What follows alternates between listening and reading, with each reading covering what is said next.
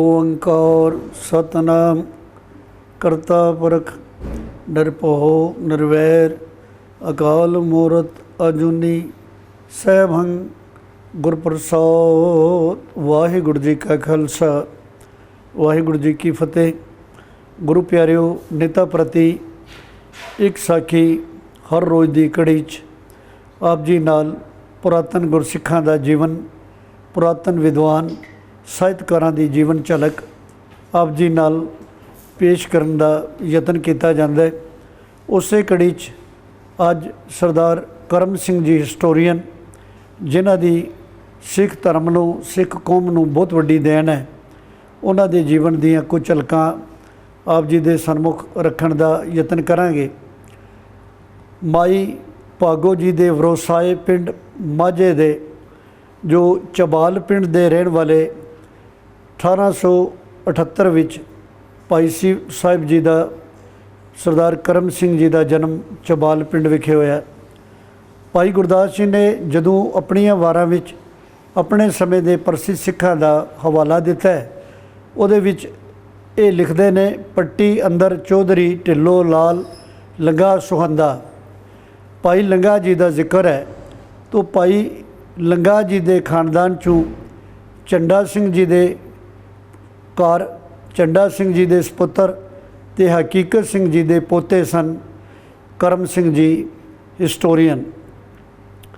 तो आप जी के पिता झंडा सिंह जी अंग्रेज़ सरकार की नौकरी की है ते पेंशन प्राप्त करन तो बाद बाकायदा गौरमेंट वालों 2 मरबे ज़मीन इन्हां नूं मिली, जो 29 जनूबी सरगोदा विच स्थित सी।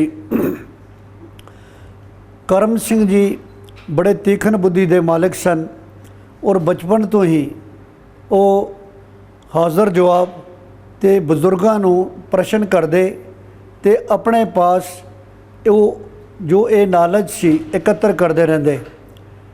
भाई साहब जी की तीखन बुद्धि अते उन्हां दा सिक्खी प्रति प्यार ते पंथक चढ़दी कला वाले गुण देख के संत अतर सिंह जी उन्हां नाल बहुत स्नेह करते सन। जदों भाई साहब करम सिंह हिस्टोरीयन ने अमृत की दात प्राप्त की तो आप संत अतर सिंह जी मस्तुआना वाले पंजां विच शामिल होए। वो आम तौर पर इन्हां नूं करम सिंह फिलासफर करके पुकारिया करते सन। तो बचपन विच आप जी ने प्राइमरी जो है वो चबाल पिंड विच कीती है, मिडल जो है खालसा कॉलेज अमृतसर, उस तो बाद 10वीं तरन तारण विखे इन्होंने पास की है। 10वीं तो बाद इन्होंने जो उचेरी विद्या सी उहदे लई फिर खालसा कॉलेज अमृतसर विखे आए। चाहे उन्होंने सबजैक्ट साइंस चुनिया सी, पर वो बहुती पुस्तकां इतिहास दीयां पढ़दियां रहे। इतिहासक खोज वाल उन्हां दी रुचि बहुत ज़्यादा सी। वो समा सिंह सभा लहर दा सी। जिक्र आउंदा है इतिहास के अंदर कि खालसा कॉलेज पढ़दियां जिथे मास्टर तारा सिंह जी, मान सिंह जी, प्रोफैसर जोत सिंह जी, ईश्वर सिंह जी, गुरमुख सिंह जी, अमर सिंह जी ते करम सिंह जी, ये सारे उस समय खालसा कॉलेज अमृतसर विच पढ़ते सन, जिन्हां दी बहुत अलग अलग खेत्रों में जिन्हां दा नामना है। तो भाई करम सिंह जी जो हिस्टोरीयन वजों बाद विच जिन्हां नूं रुतबा मिलिया है, भाई करम सिंह जी के जो परम मित्र सन अमर सिंह वासू, गुरमुख सिंह ढोसिया, तो इस तरीके दे नाल उन्हां दे तीजे दोस्त, 3-4 दोस्तों का ऐसा इन्हां दा ईश्वर सिंह जी मास्टर, तो ये सारे एको ही कॉलेज में पढ़ते हैं। इन्हां दे जहन च ख्याल आया, बड़े लंगोटिए यार सन, इन्होंने एक दिन ये मता पास किया कि भी असी जो एक खालसा कॉलेज में पढ़ते हैं, जो सिंह सभा लहर का ये जो प्रभाव इन्होंने कबूलिया है, तो इन्हों के जहन च गल आई कि भी असी अपना अपना एक एक फील्ड चुनीए, एक एक खेतर चुनीए, तो उस खेतर च असी कौम दे ते सरबत दे भले लिए कुछ करके विखाईए, तां ही साडा जीवन सफल हो सकता है। तो जिक्र आउंदा इतिहास के अंदर कि सब तो पहला करम सिंह जी ने ये गल फैसला किया कि मैं केवल तो केवल विग्यानक ढंग दे नाल इतिहासक खोज करांगा, इतिहास लिखांगा, क्योंकि जिन्हां कौमां दा इतिहास नहीं वो कौमां ज़्यादा देर रहिंदियां नहीं, उन्हां दी होंद मिट जाया करदी है। तो इन्हां ने इतिहास वाला ये जिहड़ा पक्ष सी ये फील्ड चुनिया, ये खेतर चुनिया। इस तरीके दे नाल मास्टर ईशर सिंह ने कहा भी मैं धार्मिक पुस्तकां, धार्मिक ग्रंथां दा अध्ययन करांगा तो फिर एक बहुत वड्डा विद्यालय बना के धार्मिक तौर पर कौम नूं सचेत करांगे। गुरमुख सिंह वाकायदा उन्होंने ये गल कही भी मैं प्रोफैसर बनांगा, फिर प्रिंसीपल बनांगा तो अकाडमिक वधिया लीहां ते तोड़ के कौम नूं एक अच्छी जिहड़ी है वो सेध मैं देने की कोशिश करांगा। अमर सिंह बासू ने यह प्रण किया भी मैं अखबार नवीस बनांगा तो अखबार के जरिए जिहड़ी अपनी कौम के भले की बेहतरी की जिहड़ी गल है, सरबत के भले की जिहड़ी गल है वो मैं कौम नूं ये देन लई उन्होंने प्रण पत्र भरे चारा ने तो भाई साहब भाई वीर सिंह जी नूं दे दिते। बस उस दिन तो बाद ये चारे दोस्त जो सन अपने अपने फील्ड विच ये मेहनत करन लई इन्होंने ये पूरा जड़ा समा जड़ा इन्होंने लगा दिता। करम सिंह जी 20-20 घंटे रोज़ पढ़ते, क्योंकि 1905 का समा सी तो सिंह सभा लहर भी जोरां ते सी। तो चौथा वरे इन्हां दा जोड़ा BA फाइनल दा सी। तो एक दिन करम सिंह जी ने अपने मित्रों को बुलाया तो ये गल कही कि बई हुण मैं अगे पढ़ नहीं पाँगा, क्योंकि मेरे अंदर जो पुरातन इतिहासक जो खिंडिया पुंडिया इतिहास है उहनूं खोजण दी जिहड़ी मेरे अंदर एक इश्क जिहड़ा है जाग चुका है। तो सारिਆਂ ने मित्रों ने कहा भी 3 महीने केवल फाइनल एग्जाम नूं रहे ने, तुसीं ये 3 महीने एग्जाम दे के उस तो बाद ये फील्ड चुनियो। पर उन्होंने कहा नहीं, ऐसा नहीं हो सकता, क्योंकि इन्हां 3 महीनों हो सकता है महाराजा रणजीत सिंह सिख राज दे समय दे जो बजुर्ग बाबे ने जो इस वक्त 90 ते 100 के दरम्यान तो उस तो भी उपर जिन्हां दी जिंदगी का समा बीत चुका है कीमती, उन्हां पास अनमोल खजाना है। ऐसा ना होए कि अनमोल खजाना अलोप हो जाए। पढ़ाई तो मैं फिर भी कर सकदा, पर ये बजुर्ग बाबे मैनू मिलने नहीं। तो जिक्र आउंदा है इतिहास के अंदर कि बई सारे ने कहा भी करम सिंह पागल हो गया।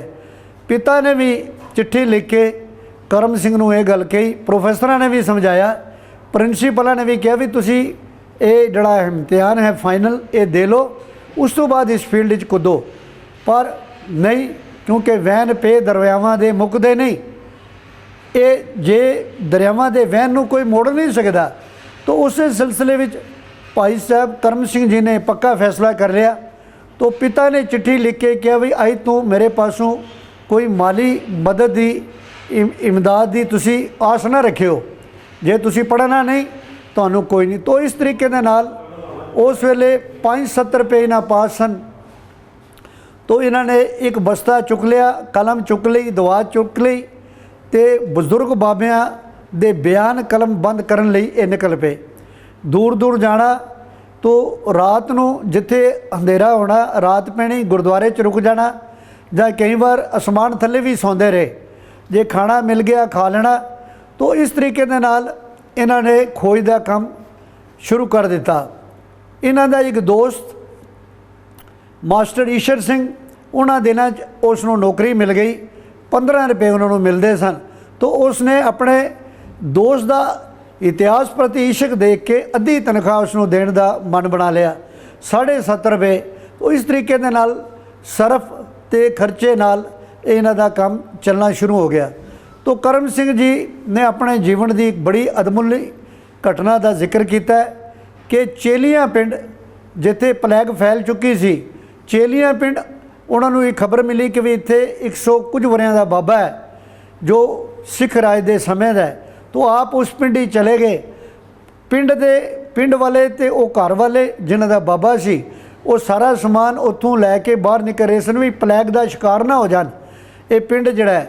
तो जा करम सिंह जी ने उस बजुर्ग बाबे नाल ये इतिहास का विषय छेड़ता। उन्होंने सारे ने कहा भी इसने ये करम सिंह जी ने ਇਹ ਕਿਹੜਾ ਵਿਸ਼ਾ ਜਿਹੜਾ ਬੇਮੌਕਾ ਵਿਸ਼ਾ ਇਸ ਵਕਤ ਮੌਤ ਦੀ ਪਈ ਹੈ ਤੇ ਇਤਿਹਾਸ ਦੀਆਂ ਗੱਲਾਂ ਛਿੜਦਾ। ਤਾਂ ਉਹਨਾਂ ਨੇ ਕਿਹਾ ਵੀ ਤੁਸੀਂ ਇੱਥੋਂ ਨਿਕਲ ਜਾਓ। ਬੜਾ ਦੁੱਖ ਹੋਇਆ ਉਸ ਨੂੰ। ਤਾਂ ਇਸ ਤਰੀਕੇ ਦੇ ਨਾਲ ਉਹ ਬਾਬਾ ਵੀ ਮਰ ਗਿਆ ਪਲੈਗ ਨਾਲ, ਪਰ ਉਹਦਾ ਜਿਹੜਾ ਛੁਪਿਆ ਹੋਇਆ ਇਤਿਹਾਸਕ ਸਰੋਤ ਸਨ ਅਲੋਪ ਹੋ ਗਏ।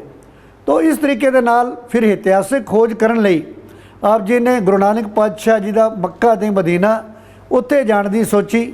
ਬੜੇ ਢੰਗ ਦੇ ਨਾਲ ਮੱਕੇ ਜਾਣ ਕਿਸੇ ਵੀ ਸਿੱਖ ਨੂੰ ਜਾਣ ਦਾ ਜਾਂ ਗੈਰ ਮੁਸਲਮ ਜਾ ਨਹੀਂ ਸੀ ਸਕਦਾ, ਪਰ ਉਹ ਆਪਣੇ ਇੱਕ ਮਿੱਤਰ ਨਾਲ ਮਿਲੇ। ਮਿੱਤਰ ਨੇ ਉਹਨਾਂ ਨੂੰ ਹੈਲਪ ਦਿੱਤੀ, ਕੁਝ ਪੈਸੇ ਦਿੱਤੇ, ਟਸਰੀ ਰੰਗ ਦੇ ਕੱਪੜੇ ਬਣਾਤੇ, ਰੇਸ਼ਮੀ ਸੁਰਮਈ ਦਸਤਾਰ ਜੋ ਹਾਜੀਆਂ ਵਾਲੀ ਸੀ ਉਹ ਦੇ ਦਿੱਤੀ।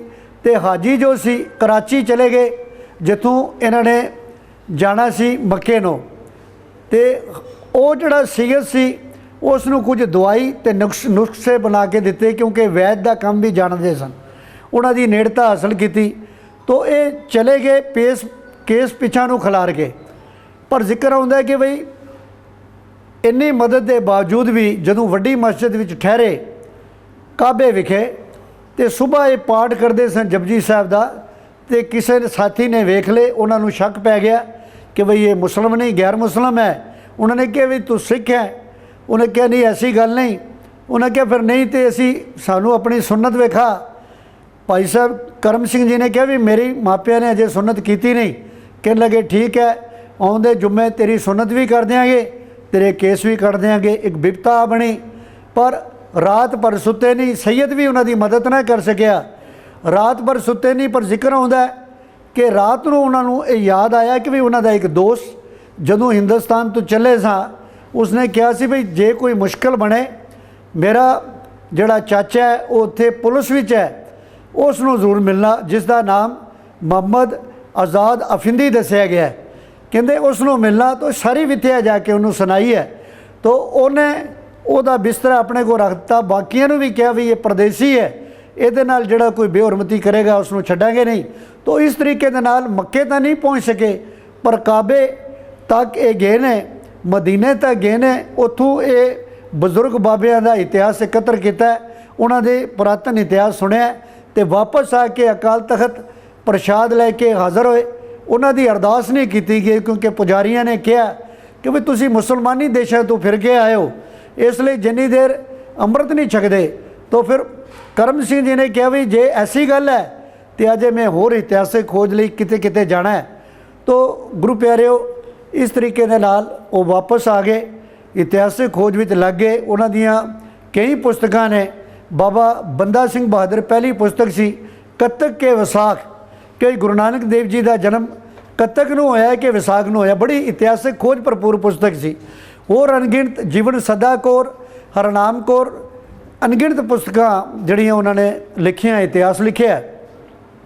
ਪਰ ਬਹੁਤਾ ਇਤਿਹਾਸ ਉਹਨਾਂ ਦਾ ਲਿਖਿਆ ਲਿਖਾਇਆ ਰਹਿ ਗਿਆ, ਕਿਉਂਕਿ ਫੁੱਟਨੋਟ ਬਣਾ ਕੇ ਉਹਨਾਂ ਨੂੰ ਆਪਣੀ ਯਾਦ ਸ਼ਕਤੀ 'ਤੇ ਬਹੁਤ ਭਰੋਸਾ ਸੀ।